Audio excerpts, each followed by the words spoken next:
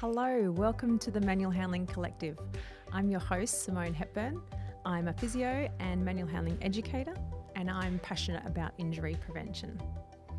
This is a podcast where I speak frankly with the brain's trust of manual handling and other amazing industry leaders in and around the occupational health and wellness community. You get to meet them, you get to be inspired, you get to learn from their stories, and you get to stay up to date with the latest and greatest in manual handling and wellness. So let's crack on. Marija Juraja is our guest today. She's a South Australian registered nurse who's devoted 16 years to infection prevention and control.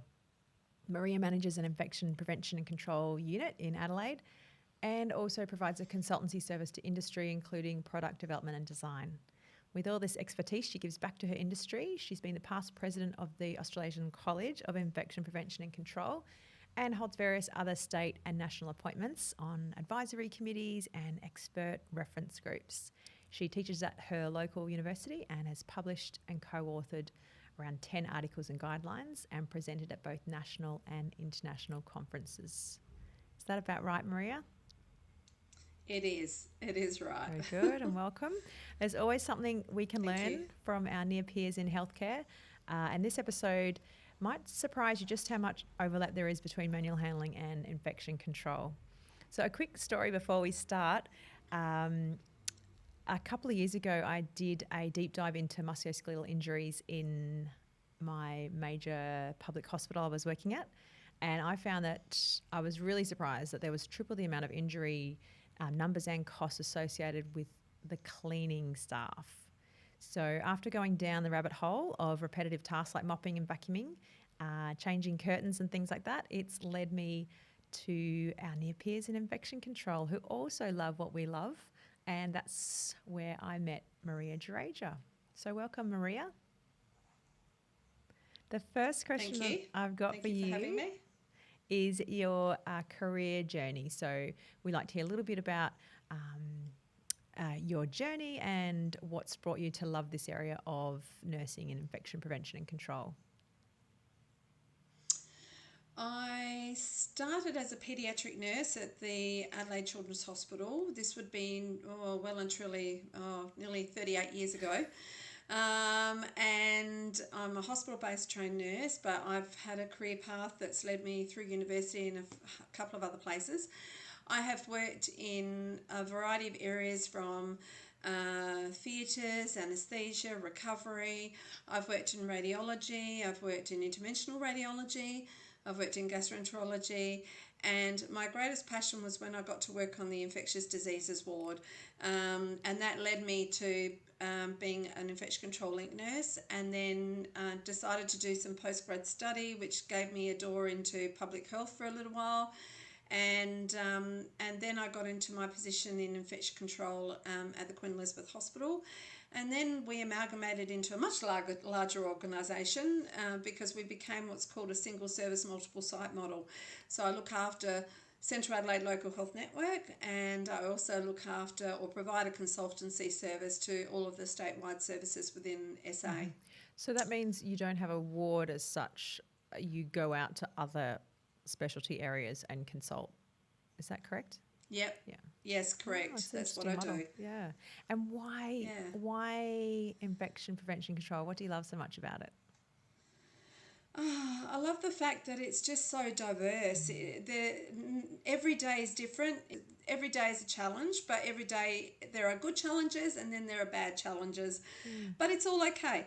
And I work with a fantastic team who we all have our strengths and our weaknesses, and there are things that I love. So I like dealing with the politics of infection control and the management side and the governance side, and other people like dealing with the clinical side of things, which is all good. Yeah. So there you go. We've talked before the show, and we kind of identified three main things where we thought our work overlaps the most. So we've kind of chosen those as topics for today. One was about injury risks, and as I said, when I did that deep dive into the statistics, the cleaning workforce came out as the highest risk in hospitals. So we got onto mopping and we got onto changing curtains, But the other thing I want to talk about first was the very clear link, which is the reusable patient handling equipment like slide sheets and slings and hoists, pat slides, all those everyday things that we use clinically. And I know infection control nurses love a good audit. So can you tell me what you know about the patient handling equipment, and have you audited patient handling equipment before? We always audit equipment across the hospital, across the organisation. Even when I go out to residential aged care facilities in the past, and I've done audits of their facility and their sling lifters. The common thing that you find is if it's a patient dedicated sling, and so that sling is purely for that patient to use, the nurses forget that they still have to check its integrity. They still have to check that there's nothing left on there, because if they've used it in the past when we've audited, we've found fecal matter, dried fecal matter even on slings that have been theoretically cleaned and then put back into reuse. And that's why we advocate for the single patient use sling. And even if it's single patient use, they still need to check it, they still need to wipe it over and clean it. And then if it's that bad, then they need to send it off to be washed if it's a reusable one. If it's not reusable, then they dispose of it and grab a new one. I think the real risk to the patient is that cross-contamination that can occur from that fecal matter that's on there, because it could be VRE, it could be Clostridium difficile, it could even be CRE. I know we do talk in training about wiping down equipment after use. That's standard. And we did talk about a pre-use inspection of a sling, which would be its integrity, it's not ripped, frayed, broken parts. But I suppose when you pick up a clean sling, you assume that it's clean, and you probably shouldn't. Part of your pre-use inspection should be for soiling. Is that what I'm hearing? Yep. Yeah, correct. Because even like when I've gone to do a review of the occupational therapy area, and we were reviewing, pieces of equipment that, are given to patients when they go home. And so one of the things I looked at was a commode chair, commode shower chair that's used for the patient in their home. And one of the things that the OTs weren't looking at was, even though these pieces of equipment were going off and getting cleaned, they weren't checking underneath. And so when you check underneath and you actually look underneath, you can actually see residual fecal matter, rust.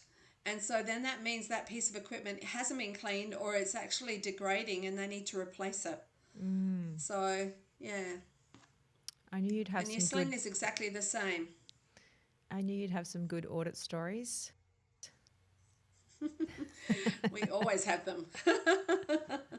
And that's and I have to say, Simone, it's not about saying that the staff aren't doing that. Staff do check, but staff get busy, and we are in a very busy environment at the moment with everything that's going on, with COVID and that, and staff are tired. Some people are doing double shifts, and so sometimes that tiredness creeps in, or that laissez-faire leaks in, and they don't check. And then they don't realise the consequences of not checking, what that means to the next patient, or the patient that's being used on. Tell me about casters on hoists, because I know generally we would encourage stuff to wipe down the whole, any touch point, so the frame essentially. And we would inspect the wheels, that they were in good working order and they weren't full of hair or whatever else. But what have you seen with casters and spreading of infections? So what I've seen from some of the audits we've done is that the cleaning staff, they clean the floors, and particularly where you have people that are shedding a lot of hair, that the hair gets caught up in the caster, so and then you get dust and debris that gets caught up in it, so then consequently that it's not picked up and noticed. And I know floors are dirty. There's just you can't make a floor sterile. It's a dirty it's not, it's dirty, because as soon as you clean it, you step on it, it's dirty. But those casters, those wheels, like if they're not cleaned, and checked periodically, then you've got the risk of that debris and things sitting in there, and then potentially dropping or flying into the air, and it landing on things. So it's one of those inspection things that we get staff to check, and the same with the sling hoists. The machine that you use for, there's portable machines, and then there's ones that are built into the patient's room or the resident's room. You're talking about a ceiling hoist? Is that what you're talking about? Like a ceiling hoist. Yeah, so your ceiling hoist or your portable sling hoist or lift stand. It's important that they're checked and that they're cleaned and that they're put on a maintenance schedule, because they also, that's a high touch point, and I know from some of the audits we've done that dust does collect up the top of it. So it's important that they're cleaned. Yeah, and I suppose fecal matter could also be on casters, right? And that could be rolled around between rooms. Definitely, because you've got a patient that you might use a mobile. You might be in a residential aged care facility and you've used a sling hoist to lift a patient into a shower, into a bathtub, depending on what treatment they're having, and then you're going to carry that around to the next patient. So if the person's been fecally incontinent, and if the machine hasn't been wiped over, cleaned over, there's a potential that you're taking that contamination into another room. It's more so, I think, not so much the wheels, it's more so the pieces of equipment, because the staff forget that they're touching everything that's part of that sling hoist. So if they're not cleaning it, then they're not cleaning it. Well, you've reminded us how important that step is. And hopefully the manual handling trainers and educators that are listening will remember to add that into their training instructions, so we can all be singing from the same song sheet. The other topic we were going to talk about today was hospital curtains, or any healthcare facility curtains. And curtains have come a long way, right? From, I started physio 25 years ago, and we used to have those cotton heavy thick curtains, and no one knew quite how long they'd been hanging there for. That was a long time ago. So can you tell us a bit about, modern curtains these days? What do we know about them?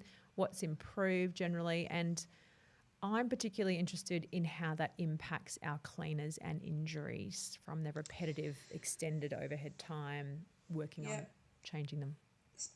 So curtains have sort of come a long way, and I know that most reusable cotton curtains that hang, they're usually around about 7.5 meters in length by maybe just over a 2 meter drop, and they would take about 2 people to change those curtains, and it would take anywhere between 15 minutes to half an hour, because you have to unhook them and then you've got to rehook them back onto the hooks, onto the curtain rail, and that would take 2 people. And we always used to do that. We always used to debate, how would that person get up there? Would they stand on a step ladder? A ladder. Would they reach? And would they always get a ladder, or would they just grab a chair? And there's safety risks there. And well, it depends on how busy they are, because generally they grab a ladder and it requires 2 people, but sometimes someone might grab a chair, they might stand on the bed.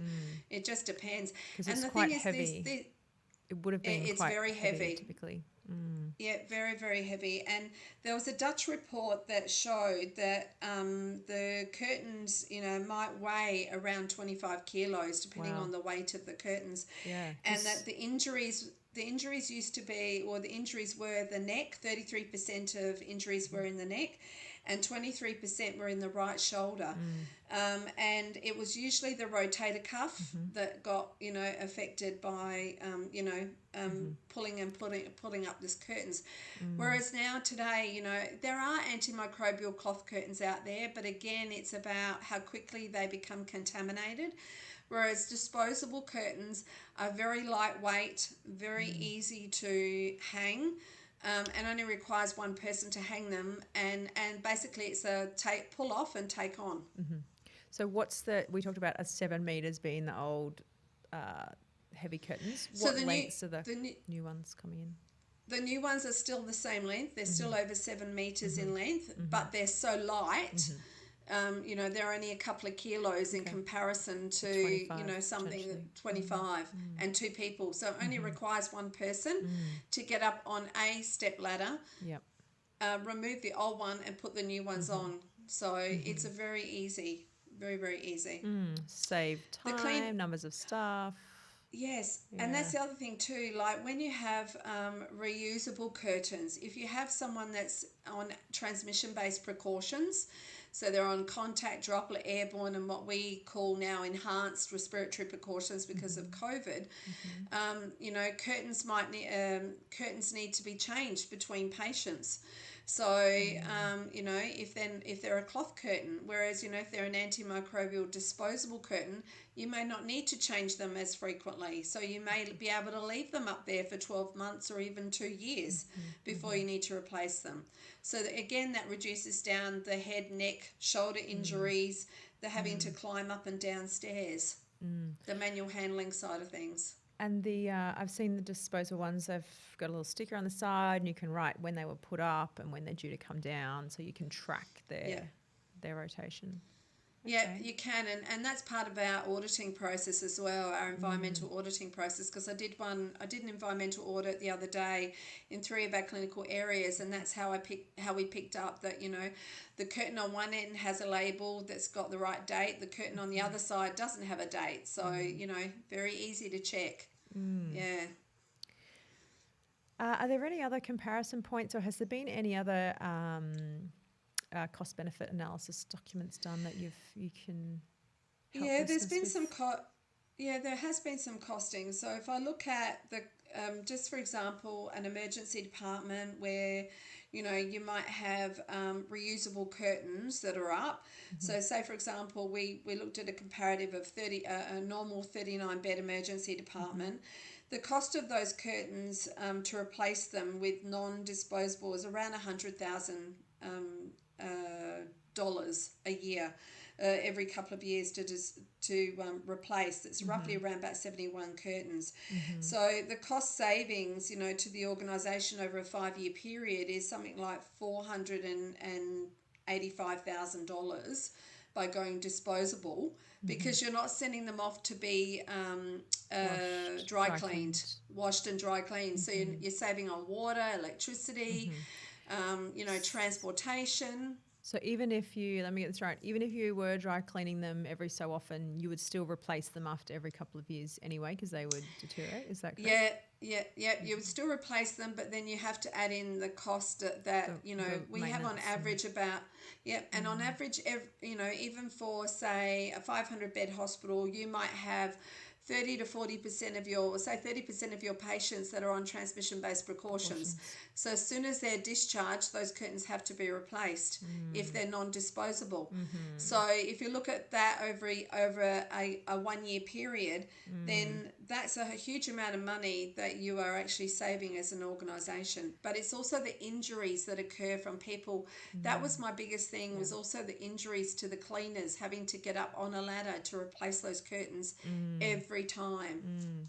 So just so I've got this right, because this is obviously not my field, but are you saying when someone's on those high level of precautions, you can't wash the curtains, you have to replace them if they were if they were washable? So every time, so if they're washable, those curtains have to come down and then be washed. Okay. So if you look at how many of those patients you would have to potentially wash curtains, that could be a huge amount of money. Whereas disposable curtains are roughly, 5 curtains are around $205, and then they're up for the whole 1 year. Wow. So you're actually saving a huge amount of money. Even with the high level of precautions, they can stay up? Yep, even with the high level of precautions, they can stay up. The only time you might replace, or you might want to replace them, is if you had a COVID-19 positive patient, where you think, particularly now that we have the Delta strain or whatever, you may want to change those curtains. And then if you had a CRE patient, because they're a huge multi-resistant to everything type patient. What's CRE And then, stand for again? carbapenemase resistant Enterobacteriaceae. Oh, I'm glad I made you say that and not me. So these are patients that are resistant to virtually every class of antibiotics. And so you really want to minimise the risk to other patients. So for those patients, we recommend that the curtains get changed. And then the other patients, the other time that you might want to change a curtain is when someone has, when there's an outbreak and you don't know what the outbreak's about. You don't know what the organism is. Okay, so would that have been like early days of COVID-19? Yeah, early days of COVID-19. Even, a novel, if we had today another novel virus that we don't know about, we would be changing the curtain because we just don't know. Wow, so with COVID now, are we changing the curtains? I'm not up to date with the curtain guidelines. Well, we've sort of gone down the pathway of, because of the risks, and even though we know that the efficacy of the curtains are there, and I know that there's some further testing that's being done with disposable curtains to see how effective they are against COVID-19. You know, again, it's based on the organisation and their risk and what they deem as being their risk. If they feel that the curtains are effective enough and they do not need to replace them, they won't. But if they feel that they need to, then they do. And that's for a disposable. A reusable curtain, definitely. You would definitely be replacing that. So case by case or facility by facility decision at the moment until there's any further guidelines.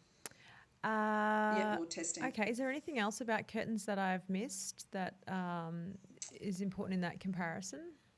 I had a look I had a look for injury statistics, and they're hard to quantify because it's about injury prevention.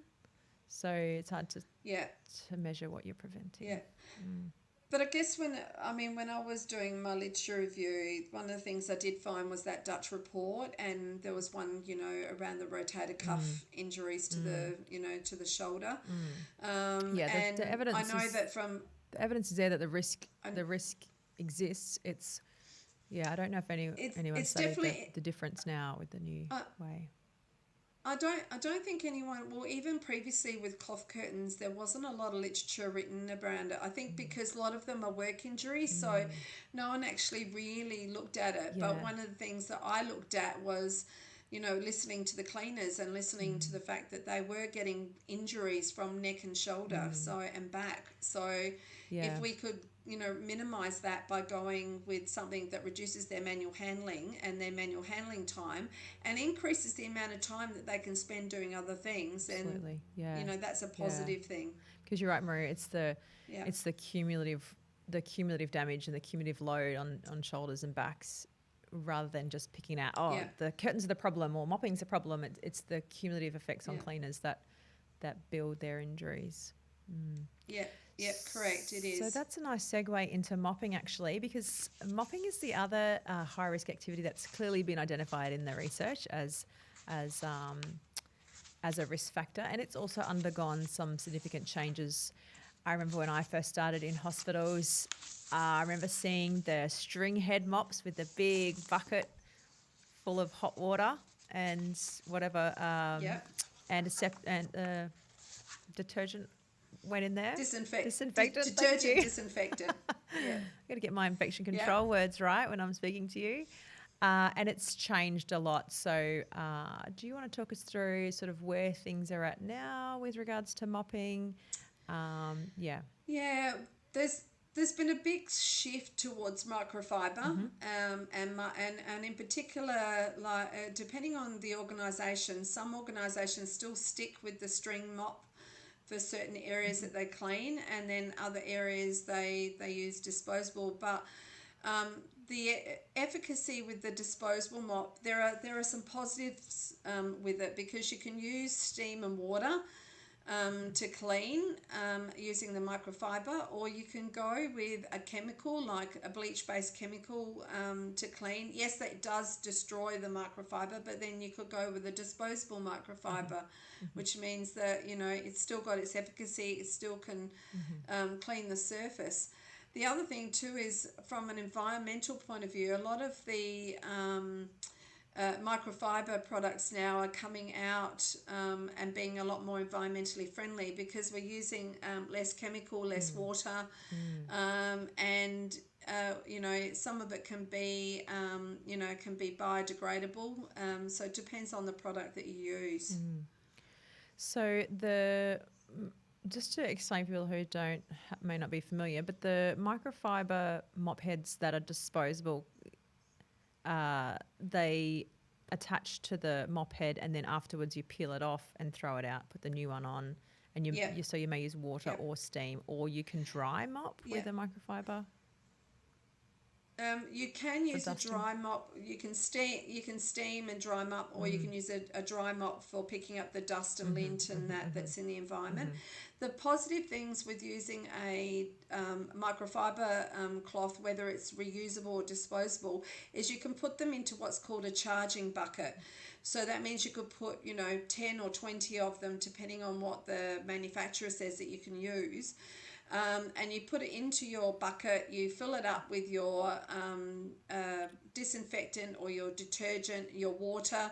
You then agitate it, and then you pull them out one by one as you need them. And then they either get put into a bag that gets sent off to be, again, washed if they're reusable, or they go straight into general waste and get disposed of. So there's two options that you have. You can either reuse the mop. Once the mop's been used, you can put it straight into a bag that then gets sent off to the laundry to be reprocessed, like washed and reprocessed and dried, ready for use again. Or you can go disposable, where the disposable cloth or mop is used. It then goes directly into general waste, and then there's no more washing or anything. So it's that medical you need to waste do at that point, so it can't be recycled. Is that correct? No. It goes into general waste. So it doesn't go into medical waste, goes into general waste. And then depending on what the product is, in general waste, it could be segregated again by the waste provider when they receive it at the other end, because some waste is segregated. And then they divide it into what is recyclable versus what is non-recyclable. So would it also depend on what you're mopping up? Obviously, if you're mopping up blood in theatre or bodily fluids, that would be medical waste. Is that right? Yep. Yes, that would go into because I've been in operating theatres and I've seen how much waste can be potentially on the floor. So that would just go all into medical waste. So one of the benefits and comparisons I think of for injuries is not having to lift the mop and squeeze it up out of the bucket. So there's no more wringing out. It's just into the charging bucket and attached to the mop head, and then a light lift. No, so what you would do is you would take your pad out of your charging bucket, and then drop it to the floor if it's a mop. Okay, got you. And then attach directly attach, because it's got like Velcro on it, so it attaches directly to the bottom of the mop head. So no more. So there are some positives with it. Much less water, potentially less chemicals, depending on what you're doing. Yeah, and the other thing that's a plus with the microfiber is if you've got someone who's got idiopathic chemical sensitivity. So this is someone who has multiple chemical sensitivities. So you can't use any chemicals in cleaning their room, apart from potentially steam and water, and that's even deionized water or sterile water, because chlorine could trigger them off. The chlorinated tap water could trigger them off. So by using a disposable microfiber cloth and that steam and water, you're then still being able to effectively clean that patient's room while they're in that room. And then when they leave, then you can use your disinfectant because they've gone and do a deep clean, yes. So the other comparison point I'm interested in, if you're thinking about whether your facility is going to use the disposable mop heads or wash and reuse the microfiber mop heads, what are some of the differences there as far as washing a reusable mop head and putting it back on? So reusable mop heads, again, they attach very similar to the disposable, but then you have to you would then be, because of their weight and their consistency, you're having to then pull them off, put them into a bag, and then you're going to have to carry them and take them to where they get washed and reprocessed. It's a bit more The other handling. thing too is that it's a bit more handling, and also the reusable mop heads and cloths only have a certain amount of times that you can continue to wash them, and if you use chemicals on them like bleach, which can actually destroy some of the microfiber and its ability to grip pathogens and dirt and dust, that you have to more frequently replace those reusable. So even though they might have 300 uses or 300 washes, you might find that after 100 or 150 washes, they're no longer effective. And the only way that you can tell they're no longer effective is when the cleaner's cleaning and they can see that it's not picking up the dust, it's not picking up the dirt, and they're having to use more time and and they're having to use more effort, more push, more shoulder, more back, more neck to so then there's the risk of a potential risk for an injury. And that's quite subjective, I suppose, to the cleaner as well, for them to decide when it's time to throw out the mop head. Yeah, it is, and it's one of the things I think that they don't pick up on. More, they go on the fact that it goes to the laundry, and they it's got a marker on it. It tells them, once the marker reaches a certain point, then they know that cloth is no longer reusable.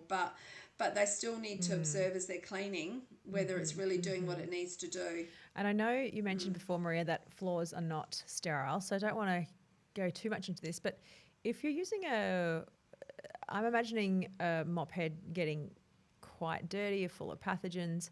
If you put it in a regular, hot wash as instructed, is it going to come out 100% clean again? As long as it's washed at over 60 degrees, then that will kill anything that's on there. And if it's not washed at 60 degrees, but then we're putting it into a dryer to dry, that high heat will kill. So it's a bit like someone at home, if they wash their towels and their clothes, as long as they put it out in sunlight, it's going to, kill whatever's on there, because some people tend to, save money on their electricity and use a cold wash rather than a hot wash. And then, if they don't put it in the dryer, then they need to put it in the sun, because the sun will kill. Because I know, like, in the past when I've been involved in outbreaks of, MRSA and staph, and this is in the community, and, one place that I found, it was I think it might have been a sheep property or somewhere, and we found that, the jillaroos and jackaroos, that the reason they were getting MRSA was because they did all their washing, and their washing was cold washed, but they were putting it under the veranda, so it wasn't going out in the sun. And so then consequently, when they went to reuse the linen and the towels and whatever, the MRSA was still on the sheets. It hadn't gone. So that's why we tell everyone sunshine's a great killer, hot heat is a great killer, or a hot wash is a great killer. So you have to use any one of those three. I know, I'll always remember what you told me. We made that mask wearing video together, and you reminded us that if you had a reusable mask, that you should wash it and hang it out in the sun. Yeah, the power of the sun. Yep, correct. The power of the sun definitely works. So I think what you've inspired us with, Marija, is, if your organisation hasn't looked at these more modern pieces of equipment, not just for infection control, but for definitely reducing manual handling type injuries, it's worth investigating things like the microfiber mop heads or disposable curtains, perhaps. It could be time to take a look. Yep, I agree. It's always good to look and see what's out there and what's innovative and what can actually help to reduce down our bioburden in the environment, but also look at ways that we can support our cleaners and make things much easier for them, and so that they're more productive and they don't end up with injuries. And even for our healthcare workers who are working with reusable equipment or, you know, single patient use equipment. Again, it's about minimizing the risks to them as well, because they're handling those bits of equipment, but also to the patient that is the end user of that piece of equipment as well. So my last question, Maria, is if you were to look into a crystal ball, Maria's crystal ball, what do you see? How can healthcare services improve, particularly in relation to what we've been talking about, manual handling and infection control? I think there is opportunity to be innovative. And I mean, we have innovation at the moment with a lot of things that we use, but there's opportunity to be innovative in the future, you know, and look at, you know, the material that we use, you know, can we, you know, use material that can that, you know, is biodegradable, or what I call compostable, you know, that can compost down. So then we're actually helping the environment, and, you know, look at, you know, educating our staff, making them more aware of, you know, not just being green, but also making them more aware of, you know, everything that they do. There, for every action there is a reaction. So, you know, that they need to be proactive, you know, about, you know, the pieces of equipment and things that they use. Yeah. I think there is innovation out there. It is happening, but it's about time. Yeah, I think, Yeah. you know, some of the attitudes I see in hospitals that people think, oh, something's disposable, it's got to be bad, because we must be wrecking the environment. But I know. if you take a open-minded look at all the factors that are going into it, you know, we talked about time and costs and staff injuries, infection, um, you know, the other impacts, it Well, I was may talking weigh to differently to what you first perceive. Yeah, and I mean, I was talking to someone this morning about, you know, what are the risks of an infection. So, you know, I was saying, well, if someone got had an invasive device in, say like a cannula, and they got a staph infection through that cannula, and then it potentially seeded, you know, somewhere else in the body, like, you know, in the hip, you know, then the consequences to that patient is that potentially down the track, if that hip is a hip replacement, are they going to end up with a hip infection, and are they going to end up with having to have, you know, washouts or a replacement, or potentially having it removed? And, you know, that's a cost. So, you know, like the cost of the first infections, you know, around 42,000, but then the cost of a hip infection, an ongoing treatment, is, you know, over 100 to 200,000, and then there's the risk of morbidity and mortality to that patient that, you know, we don't think about. And I think, you know, like there is that symbiotic relationship between what we do and what manual handlers do, and manual handling, and that you know, the equipment that we're using it to support the patient, to, you know, mobilize them, get them up, get them out of hospital. That's what we want to do, and get them out in the world. But then sometimes what we do is we actually contribute to them actually staying in hospital and ending up with a Yeah, more severe infection than what they came in with. definitely. Yeah. Yeah, it's good to think you've helped us today just to remind us of some of those consequences, and how all those factors intertwine. And yeah, we don't just work in a silo, right? It is symbiotic between different specialties.